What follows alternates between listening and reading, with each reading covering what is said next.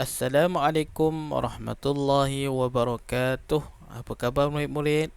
Harap semua dalam keadaan sihat dan ceria-ceria selalu. InsyaAllah hari ini kita akan sambung pembelajaran sirah tahun 3. Hari ini kita akan masuk silibus JAKIM. Pelajaran yang ke-8, pelantikan Nabi Muhammad sallallahu alaihi wasallam sebagai rasul. Di bawah tajuk ni ada beberapa tajuk kecil, antaranya hari ini kita akan belajar tentang peristiwa turunnya wahyu pertama di Gua Hira. Dan yang kedua, subtopik ataupun tajuk kecil yang kedua iaitu dakwah secara rahsia. Okey, baik. Murid-murid boleh tanda tangan, baca doa, mula belajar. Bismillahirrahmanirrahim.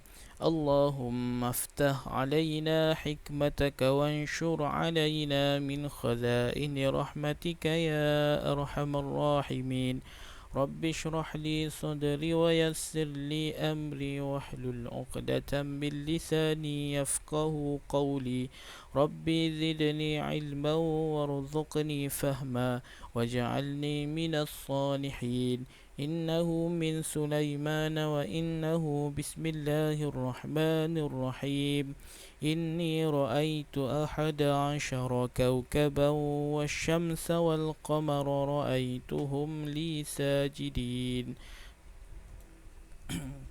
Okey, baik. Objektif pembelajaran pada hari ini, di akhir pembelajaran murid dapat mengetahui tarikh dan umur Nabi Muhammad sallallahu alaihi wasallam sewaktu peristiwa penurunan wahyu yang pertama. Okey, untuk objektif hari ini satu sahaja. Di akhir pembelajaran nanti murid-murid semua dapat mengetahui tentang tarikh dan umur Nabi Muhammad sallallahu alaihi wasallam sewaktu peristiwa penurunan wahyu pertama. Okey, baik. Pelajaran yang ke-8, pelantikan Nabi Muhammad sallallahu alaihi wasallam sebagai rasul. Okey, wahyu yang pertama iaitu surah Al-Alaq. Iqra, a'udzubillahi minasyaitonir rajim. Iqra bismi rabbikal ladzi khalaq. Sampai habis ayat. Surah Al-Alaq adalah merupakan wahyu pertama yang diturunkan kepada Nabi Muhammad. Wahyu ni apa? Wahyu ni Al-Quran lah. Al-Quran mukjizat, sebagai mukjizat yang diturunkan kepada Nabi Muhammad sallallahu alaihi wasallam. Pelantikan Nabi Muhammad sallallahu alaihi wasallam sebagai rasul, peristiwa pelantikan Nabi Muhammad ketika itu berumur 40 tahun. Di mana Nabi Muhammad menerima wahyu tu? Di Gua Hira. Di Gua Hira.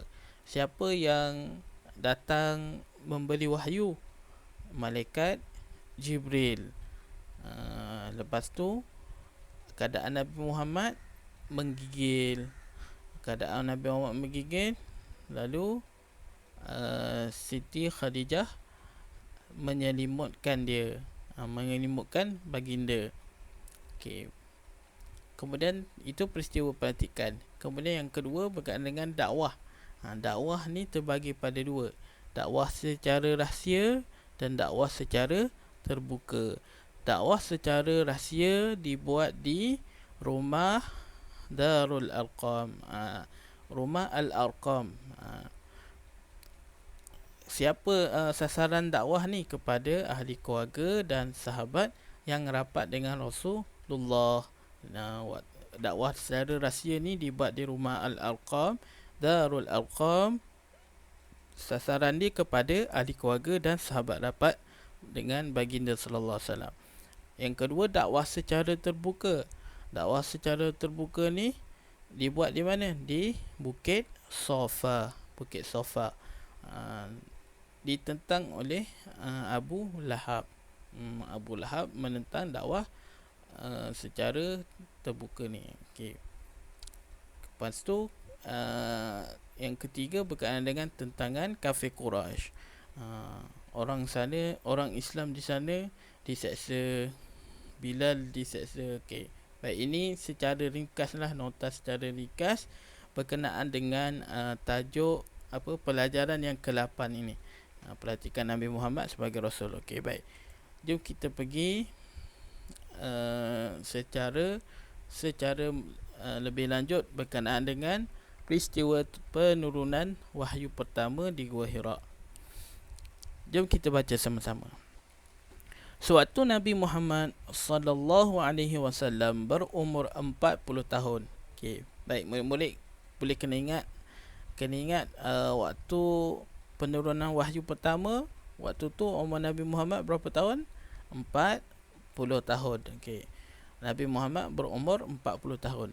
Baginda mula beruzlah.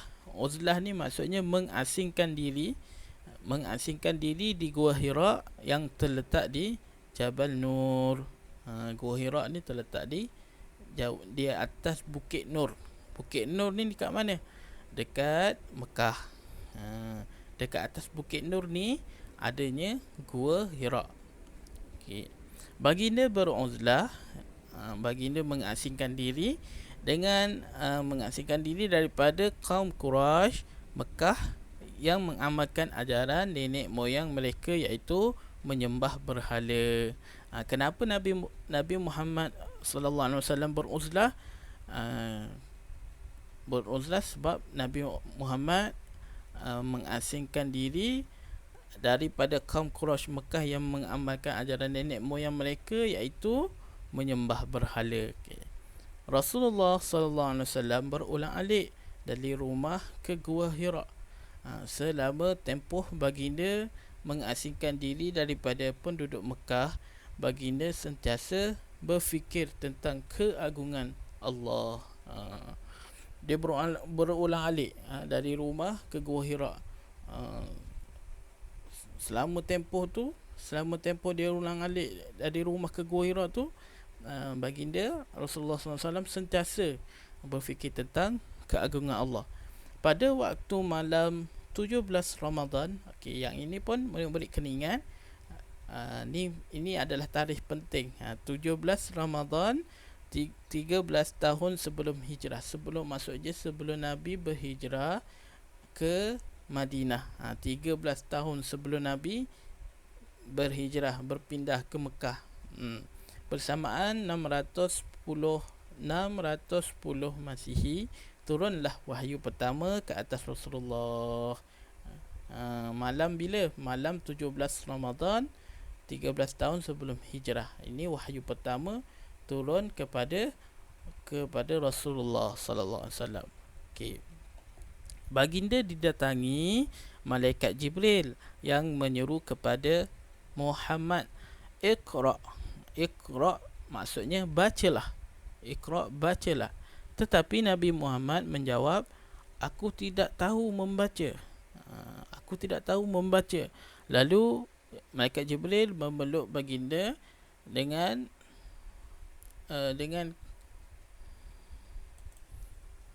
kecap dan dilepaskan. Jibril mengajarkan Nabi sekali lagi, Iqra. Malaikat Jibril ajar Nabi Muhammad, Iqra. Baginda tetap menjawab, aku tidak tahu membaca. Sehinggalah pelukan ketiga, malaikat Jibril melafazkan firman Allah, iaitu surah Al-Alaq. 3 kali malaikat Jibril memeluk Nabi. Selepas tu sebanyak 3 kali itulah baginda menjawab, aku tidak tahu. Lalu turunlah firman Allah dalam surah Al-Alaq, Iqra bismi rabbikal ladzi khalaq. Okey. Baginda didatangi malaikat Jibril yang menyeru kepada Muhammad, Iqra. Okey. Baik, seterusnya ini ayat surah Al-Alaq lah. Ayat 1 hingga 5. Iqra bismi rabbikal ladzi khalaq. Khalaqal insana min 'alaq. Iqra wa rabbukal akram. Alladzi 'allama bil qalam. Allamal insana ma lam ya'lam.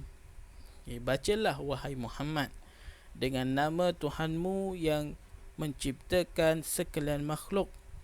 Dia menciptakan manusia daripada sekumpulan darah, segumpal darah. Manusia ni diciptakan daripada segumpal darah. Bacalah dan Tuhanmu yang Maha Pemurah yang mengajar manusia melalui pena dan tulisan. Pena ni pen dan tulisan. Dia mengajarkan manusia apa yang tidak diketahui. Okey, baik.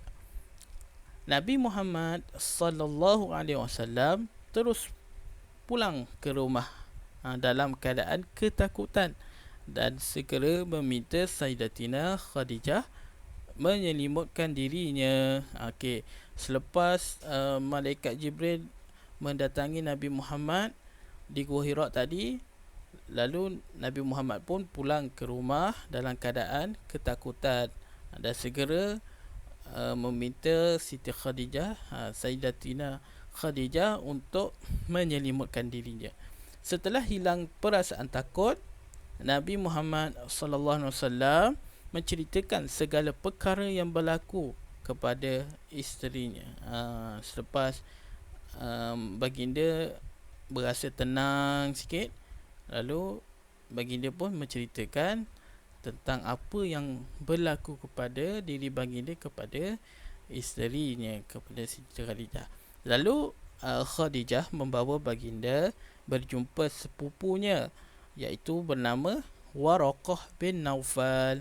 Waraqah bin Naufal yang merupakan seorang penganut agama Nasrani dan berpengetahuan mendalam tentang tanda-tanda kemunculan seorang Nabi mendengarkan segala cerita Nabi Muhammad.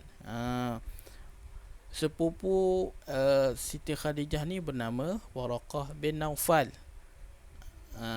Dia ni merupakan seorang penganut agama Nasrani dan dia berpengetahuan mendalam tentang tanda-tanda kemunculan seorang Nabi. Mendengarkan segala cerita Nabi Muhammad itu, Waraqah menyempitkan bahawa peristiwa ini adalah tanda baginda akan dilantik menjadi seorang rasul kepada seluruh umat manusia. Okey. Baik, itu peristiwa pelantikan Nabi Muhammad sallallahu alaihi wasallam. Okey, baik. Kemudian kita masuk tajuk yang kedua berkenaan dengan dakwah secara rahsia. Pada peringkat permulaan, Nabi Muhammad sallallahu alaihi wasallam menyampaikan dakwah secara rahsia. Ni selepas Nabi Muhammad dilantik menjadi rasul. Selepas Nabi Muhammad menjadi rasul, peringkat permulaan Nabi Muhammad buat dakwah secara rahsia. Dakwah secara rahsia ni berapa tahun? 3 tahun. Dakwah secara rahsia dibuat selama 3 tahun setelah Allah Subhanahu Wa Taala menurunkan perintah melalui surah Al-Muddathir. Surah Al-Muddathir, Bismillahirrahmanirrahim. Ya ayyuhal muddathir, ya ayyuhal muddathir, qum fa'anzir, wa rabbaka fakabbir, wa thiyabaka fatahhir. Okey, sampailah habis. Sampai ayat ke-7. Wahai orang yang berselimut, bangunlah serta berilah peringatan dan amaran kepada umat manusia. Okey. Ini ayat menunjukkan perintah kepada Nabi Muhammad untuk menyampaikan dakwah secara rahsia. Okey. Tujuan dakwah secara rahsia ataupun tersembunyi ini adalah untuk tidak membangkitkan penentangan secara drastik, secara drastik ni maksudnya secara terus terang lah, drastik daripada masyarakat Arab, kerana ajaran yang dibawa Nabi itu bertentangan dengan ajaran nenek moyang mereka. Sebab apa? Sebab waktu tu orang Arab Quraisy, orang Arab Mekah, semua mengamalkan ajaran nenek moyang mereka, iaitu menyembah berhala. Tiba-tiba Nabi Muhammad menyeru kepada kaum Quraisy ini supaya meninggalkan penyembahan berhala. Jadi Nabi pun buatlah dakwah secara sembunyi supaya mereka tidak terkejut, mereka tidak membangkitkan penentangan secara drastik, secara kuat kepada dakwah Nabi Muhammad. Okay. Nabi Muhammad sallallahu alaihi wasallam menyeru umat baginda supaya mentauhidkan Allah. Ini seruan Nabi. Kenapa Nabi buat dakwah secara rahsia? Sebab Nabi nak menyeru umat baginda supaya mentauhidkan Allah, berbuat baik sesama manusia, bersatu padu dan tidak menindas golongan yang lemah. Poin pertama, tauhid kepada Allah. Yang kedua, berbuat baik sesama manusia. Yang ketiga, bersatu padu dan tidak menindas golongan yang lemah. Dakwah Nabi Muhammad SAW tertumpu kepada ahli keluarga. Ini peringkat dakwah secara rahsia. Tertumpu kepada siapa? Ahli keluarga dia, kaum kerabat terdekat dan sahabat karibnya. Baginda berdakwah di rumah Al-Arqam bin Abi Al-Arqam. Rumah Arqam bin Abi Al-Arqam, atau dikenali sebagai Darul Arqam, kerana kedudukannya yang terpencil di atas bukit Safa. Kat mana Nabi berdakwah secara rahsia? Di rumah Al-Arqam bin Abi Al-Arqam. Okay. Lebih kurang 40 orang telah memeluk Islam di awal dakwah Nabi. Waktu dakwah secara rahsia ni, 40 orang telah memeluk Islam. Dan Umar bin Al-Khattab adalah orang yang ke-40. Orang yang ke-40 memeluk Islam ni, iaitu Umar Al-Khattab. Umar Al-Khattab orang yang ke-40 memeluk Islam. Okey, baik. Okey, jadi murid-murid, selesai pembelajaran kita pada hari ini. Jadi seterusnya murid-murid boleh buat latihan di dalam buku sirah, buku siri inovatif sirah tahun 3, muka surat 38 dan 39. Okey, 38 tengok, jawab soalan berikut. Pelajaran 1, perhatikan Nabi Muhammad sebagai Rasul. Unit 1, peristiwa turunnya wahyu di Gua Hira. Okey, bulatkan jawapan yang betul. Nabi Muhammad sallallahu alaihi wasallam mengasihkan diri di gua apa? Hira, Mekah, Madinah, Habsyah. Nombor 2, ketika turunnya wahyu di Gua Hira, masyarakat Arab digelar sebagai masyarakat apa? Masyarakat Quraisy, masyarakat Ansar, masyarakat Islam, masyarakat Jahiliyah. Masyarakat Arab sebelum turunnya wahyu di Gua Hira ni, masyarakat apa? Masyarakat Jahiliyah ke, masyarakat Quraisy ke, masyarakat Islam ke? Okey, baik. Nombor 3, wahyu pertama diturunkan pada bulan apa? Tadi kan Ustaz dah sebut bulan apa? Syawal, Muharram, Rajab, Ramadan. Okey. Nombor 4, malaikat yang memeluk Nabi ketika di Gua Hira ialah malaikat apa? Malik, Atib, Ridwan, Jibril. Okey. Seterusnya nombor 5, umur Nabi Muhammad ketika menerima wahyu pertama ialah berapa puluh tahun? 40, 43, 50, 54. Okey. Kemudian yang ini, padankan pernyataan dengan betul. Dengan pernyataan yang ini dengan yang ni dengan betul. Al-Quranul Karim apa? Wahyu pertama surah apa? Nabi Muhammad diberikan gelaran apa? Budaya buruk masyarakat jahiliah.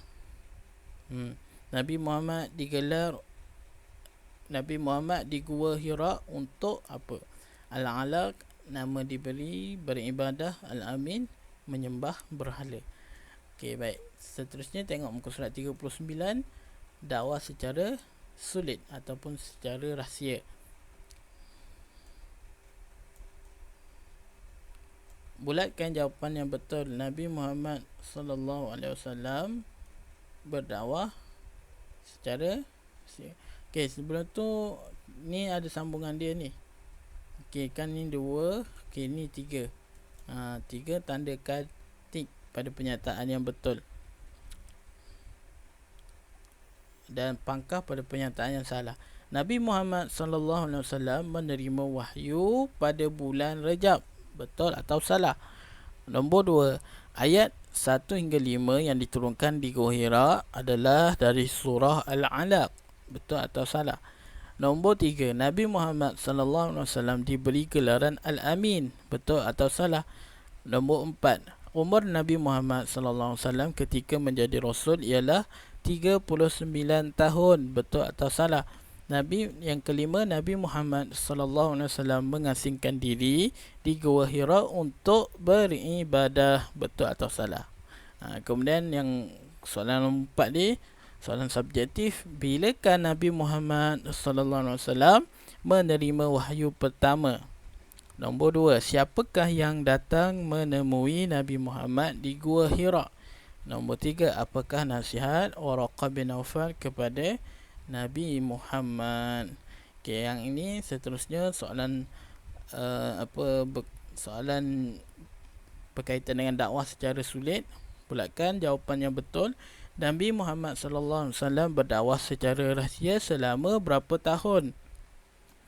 Nombor 2, Nabi Muhammad sallallahu alaihi wasallam berdakwah kepada kaum keluarga terdekat dan siapa? Datuk, ibu, bapa, sahabat. Nombor 3, tempat Nabi Muhammad sallallahu alaihi wasallam menerima wahyu di mana? Gua Hira, Bukit Safa, Habsyah, Madinah. Nombor 4, jumlah kaum kerabat dan sahabat yang menyahut seruan Nabi pada dakwah yang pertama ni. Dakwah apa? Secara rahsia ni berapa orang? Okey, baik. Jadi murid-murid boleh siapkan latihan ini. Setakat ni dulu untuk hari ini. Sekian, terima kasih. Assalamualaikum warahmatullahi wabarakatuh.